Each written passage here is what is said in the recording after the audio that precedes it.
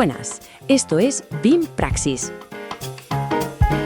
el podcast donde el BIM se encuentra con la inteligencia artificial. Exploramos la ciencia, la tecnología y el futuro desde el enfoque de la arquitectura, ingeniería y construcción. ¡Empezamos!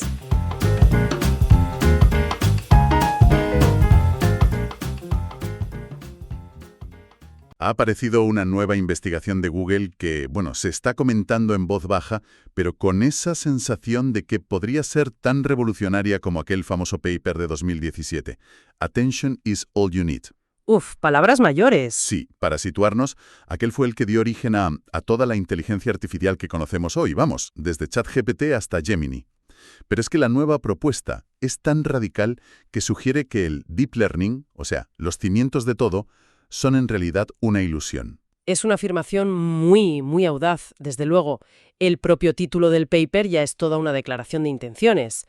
Nested Learning, The Illusion of Deep Learning. La ilusión del aprendizaje profundo. Exacto. Su argumento central es que los modelos actuales, por muy listos que nos parezcan, son como una persona con un tipo de amnesia muy específico. No pueden crear nuevos recuerdos. ¡Ostras! Y si esta nueva arquitectura que proponen, el aprendizaje anidado, es correcta, en unos años podríamos mirar a los modelos de ahora como vemos hoy a Siri. ¿Como algo tonto, básicamente? Como algo útil, sí, pero fundamentalmente... Limitado. Vale. Pues para el análisis de hoy la misión está clara. Vamos a meternos de lleno en este material para entender primero qué es ese truco de magia llamado Deep Learning. Luego destaparemos cuál es esa ilusión, ese fallo que este paper asegura haber encontrado y, claro, exploraremos qué significaría para el futuro si tienen razón. Porque las implicaciones son... enormes. Así es. Es un viaje desde los fundamentos de la IA actual hasta lo que podría ser su futuro más inmediato. De acuerdo, pues empecemos por el principio. Para entender por qué llaman ilusión a algo, primero hay que entender el truco. ¿Qué es exactamente el Deep Learning? ¿Cómo funciona esa base sobre la que se construye todo? Fue una ruptura total con lo anterior. ¿En qué sentido? Antes, si querías que una máquina reconociera, por ejemplo, un gato, tenías que sentarte con matemáticos, con ingenieros y describirle explícitamente cada característica. A mano. A mano. Un gato tiene orejas triangulares de este tamaño, bigotes de esta longitud, una silueta así. Era un trabajo de chinos, frágil y casi imposible de escalar. Tenías que definir las reglas del juego para cada cosa. Exacto. Lo que propuso Hinton con el Deep Learning fue, pues dejar que la red descubriera esas reglas por sí misma. En lugar de una sola capa de procesamiento, creó una estructura con muchísimas capas apiladas, como los pisos de un rascacielos. Vale. Una capa de entrada, por donde entra la foto del gato, una de salida que dice ¿es un gato o no es un gato? Y en medio, decenas, cientos de capas ocultas. Y la genialidad es que cada capa aprende a reconocer algo cada vez más abstracto. ¿Cómo que más abstracto? Pues, siguiendo con el gato, la primera capa quizás solo aprende a detectar bordes, cambios de color, cosas muy básicas. Píxeles. Prácticamente. La siguiente capa usa esa información para identificar formas simples, como círculos o líneas puntiagudas. Una capa superior podría combinar esas formas para reconocer ojos o narices, y otra aún más arriba junta los ojos, la nariz, las orejas y concluye: oye, esto se parece mucho a la cara de un gato. Pero, y esto es clave, ningún humano le ha dicho lo que es una oreja. Nadie. La red lo deduce sola, a base de ver millones y millones de ejemplos. Vale, entiendo la estructura en capas, pero la pregunta del millón es, ¿cómo aprende? Si una capa se equivoca al principio, ¿cómo se corrige? No hay un profesor ahí dentro diciéndole, mal, esa forma no es una oreja, ¿no? Esa es la magia. El proceso se basa en el error. Después de procesar una imagen, el modelo da una respuesta. Comparamos esa respuesta con la correcta, la etiqueta gato, y un componente que se llama función de pérdida calcula cómo de lejos se ha quedado. Vale, calcula el tamaño del fallo. No solo el tamaño. Y esto es lo crucial. No solo dice, te has equivocado por un 8 sobre 10. Lo que hace es generar una señal, llamada gradiente, que indica la dirección del error. La dirección. Sí, es la parte más brillante. Piensa que la función de pérdida es un crítico gastronómico probando una pizza. Me gusta. No se limita a decir, esta pizza es un desastre. Dice, le falta sal y le sobra tiempo de horno. Ah, claro. Esa instrucción precisa, añade de esto, quita de aquello, eso es la gradiente. Es una receta detallada para corregir el error. Y supongo que esa receta se usa para ajustar todas esas capas. Pero con millones de parámetros de perillas que tocar, visualizar ese ajuste es una caos puro. Es un caos controlado y tiene un nombre: backpropagation o retropropagación. Y la mejor analogía para visualizarlo es la de un técnico de sonido, A ver, al que le toca trabajar con un cantante de reggaetón que desafina, pero muchísimo. vale. El técnico tiene delante una mesa de mezclas con miles de perillas, que son los pesos de la red. Mueve una, el cantante prueba una nota. La gradiente le dice al técnico, suena demasiado agudo y metálico. La receta para corregir. Justo. Pues el técnico ajusta otra perilla para quitar agudos y otra para añadir calidez. El cantante vuelve a probar, la gradiente ahora dice, mejor, pero sigue un poco bajo. Y así, repitiendo el ciclo miles de veces, ajustando una y otra vez esas perillas, llega un punto en que, casi por arte de magia, el cantante suena afinado. Me encanta esa analogía. Pero también revela, creo, el problema central del que habla este nuevo paper, ¿no? ¿A qué te refieres? A que, ¿qué hace ese técnico de sonido en cuanto consigue que el cantante suene bien? Pone una cinta de carrocero sobre la mesa y un cartel enorme que dice «No tocar bajo ninguna circunstancia». Has dado en el clavo. Ese es precisamente el pecado original de la arquitectura actual. Una vez que el modelo está entrenado, los pesos se congelan, se bloquean. Y ahí está el problema. Ahí está el problema que el aprendizaje anidado viene a resolver. Pero fíjate, antes de llegar ahí, es interesante saber que este mismo proceso, el backpropagation, casi mata al deep learning antes de nacer. Tenía un fallo de diseño garrafal. ¿Ah, sí? ¿Cuál? El problema del desvanecimiento de gradiente. Suena mal. Y lo era. La gradiente, esa señal del crítico de pizzas, tenía que viajar hacia atrás a través de todas las capas. Imagina el juego del teléfono roto. Vale. Si el mensaje «la masa está quemada» tiene que pasar por 100 personas, al final lo que llega es un susurro que dice algo del queso. La señal se degradaba tanto que las primeras capas apenas se ajustaban. No aprendían nada. Entiendo. El mensaje de corrección se perdía por el camino. ¿Y cómo se arregló eso? Porque evidentemente hoy funciona. Fue una lucha, la verdad. Durante años el campo estuvo muy estancado, pero la comunidad científica empezó a poner parches. Primero, el propio Hinton, en 2006, encontró una forma de precalentar las redes para que empezaran con mejor pie. Un empujoncito inicial. Eso es. Luego, en 2012, un modelo llamado AlexNet fue como una demostración de fuerza bruta. Demostró que, a pesar del problema, si le dabas muchísimos datos y una potencia de cálculo salvaje, la cosa funcionaba de maravilla para clasificar imágenes. Ese fue el pistoletazo de salida del verano de la IA. Y entonces llegó el gran cambio. Entonces llegó el verdadero arreglo, la solución que nos trajo a la era de la IA generativa, que fue en 2017 con el paper de Google Attention is All You Need. El famoso. El famoso. Introdujo la arquitectura Transformer, que es la que usan todos los modelos hoy. En lugar de un teléfono roto, creó una especie de red de malla donde cada palabra de una frase puede comunicarse directamente con todas las demás. Así, cuando el modelo llega al final de un párrafo largo, no se ha olvidado de lo que ponía al principio. Y sin embargo, a pesar de lo potente que es esa arquitectura Transformer, el paper de hoy dice que tiene ese fallo de base, ese pecado original, lo de que los pesos se congelan. Exacto. Toda la IA actual, sin excepción, se basa en Transformers, pero sigue siendo Deep Learning. Y por tanto, hereda ese problema. Una vez que un modelo como Gemini o GPT-4 termina su carísimo entrenamiento, es estático. No puede aprender nada nuevo. ¿Y si lo intentara? Si intentáramos enseñarle algo en caliente, mientras funciona, se produciría lo que llamamos olvido catastrófico. Espera un momento, esto es importante. Mucha gente, yo incluido, cree que cuando le das pulgar arriba o corriges a ChatGPT, estás mejorando el modelo en ese mismo instante. Me estás diciendo que no, que el modelo con el que hablo es sordo a mis correcciones. Es un mito muy extendido, pero sí, es sordo en tiempo real. Increíble.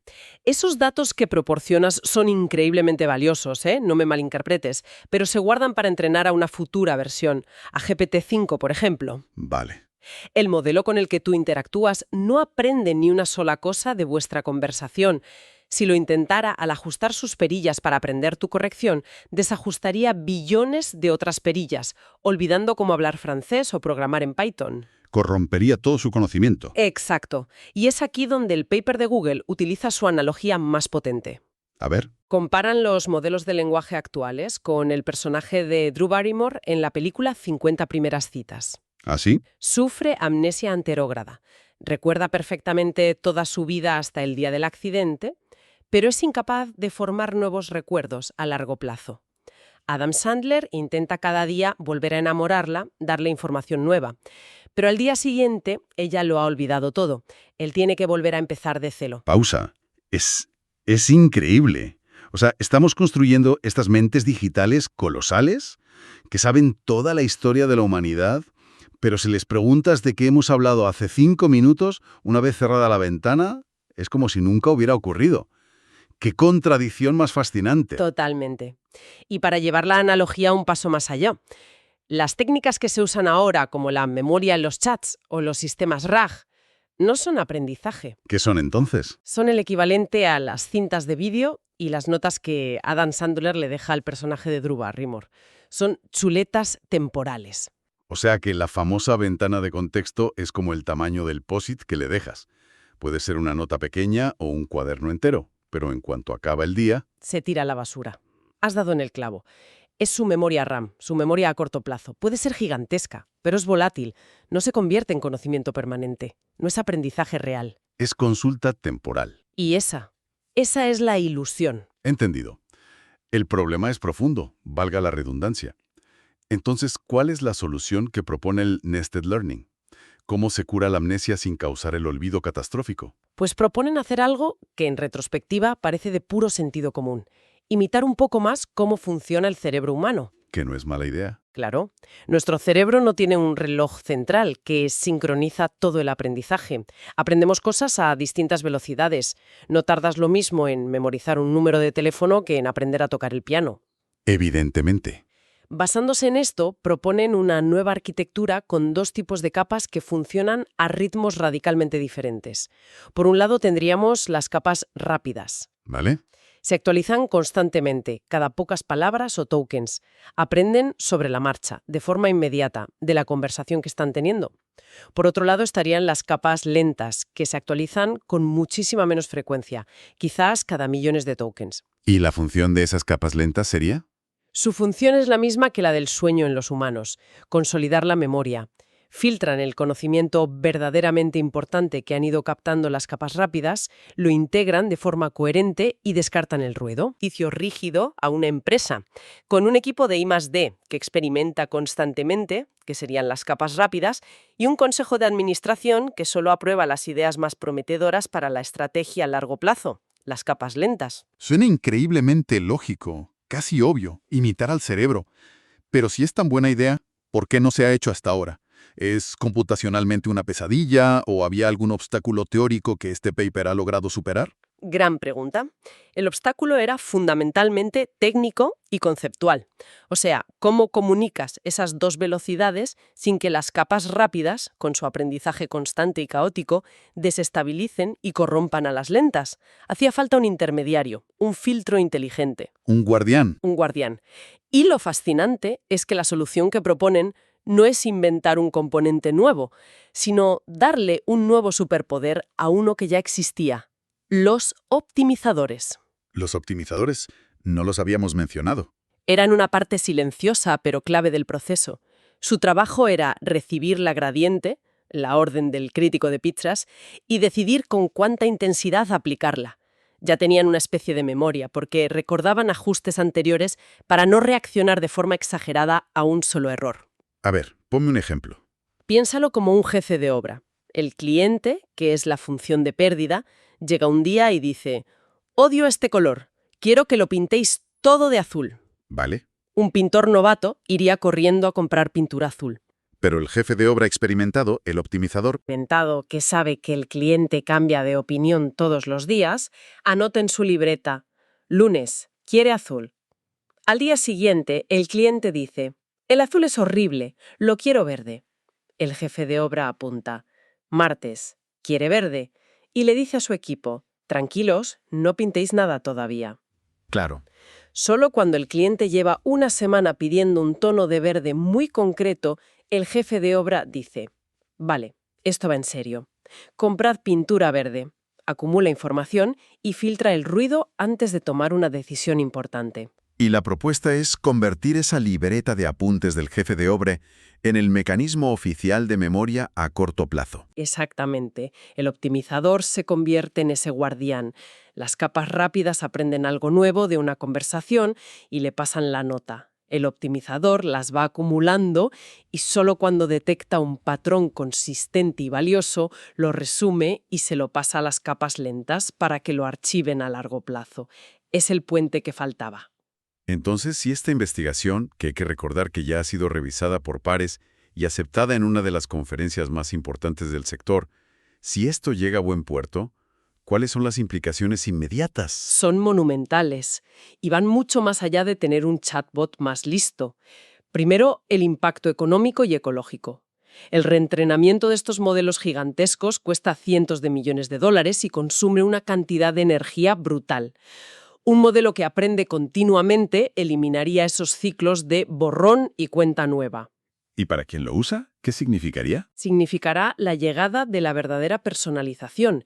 Imagina un asistente de IA que no solo usa la información que le das en una sesión, sino que realmente te conoce. Uf. Aprende tus preferencias, tu estilo de comunicación, el contexto de tus proyectos y evoluciona contigo día a día. O piensa en la ciencia. Un modelo que analiza datos genómicos podría incorporar nuevos descubrimientos de laboratorios de todo el mundo en tiempo real, sin tener que ser reentrenado desde cero cada 6 meses. La velocidad del descubrimiento se aceleraría de forma exponencial. Ese es el primer gran salto. Pero un sistema que aprende continuamente de su interacción con el mundo. Esto se empieza a parecer mucho a un concepto del que se habla constantemente, a veces con mucho miedo. ¿Te refieres a la AGI, la inteligencia artificial general? Exacto. Y sí, este podría ser un precursor necesario. La AGI no se define solo por ser muy inteligente, sino por su capacidad de hacer lo que hacemos los humanos, aprender de la experiencia y transferir ese conocimiento entre dominios distintos. Claro. Un modelo que pueda aprender de forma continua y autónoma tiene, al menos en teoría, una de las piezas clave para alcanzar esa generalización. Ya no sería solo un experto en lenguaje congelado en el tiempo, sino una entidad que se adapta. Y claro, si hablamos de AGI, el siguiente paso teórico en la conversación siempre es la singularidad. Que es un concepto que por ahora pertenece más a la ciencia ficción que a la ingeniería, ¿eh? Describe ese momento hipotético en que una IA no solo aprende del mundo, sino que aprende a mejorarse a sí misma, entrando en un ciclo de automejora exponencial que se nos escaparía de las manos. Es un pensamiento provocador, sin duda. Y un poco inquietante. Puede serlo. Pero creo que el verdadero mensaje aquí no es de ciencia ficción, es sobre el presente. Este tipo de investigaciones nos recuerdan que estamos construyendo herramientas increíblemente potentes que ni siquiera nosotros entendemos del todo. Cierto. Y quizás la pregunta más importante que nos deja este material no es si las máquinas algún día aprenderán solas, sino si nosotros, como creadores, seremos capaces de seguir el ritmo de nuestro propio ingenio para comprender y guiar lo que estamos trayendo al mundo.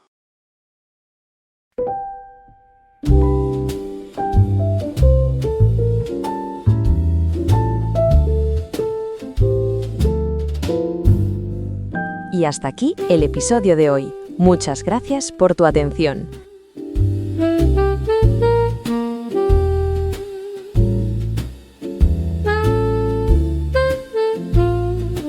Esto es BIM Praxis. Nos escuchamos en el próximo episodio.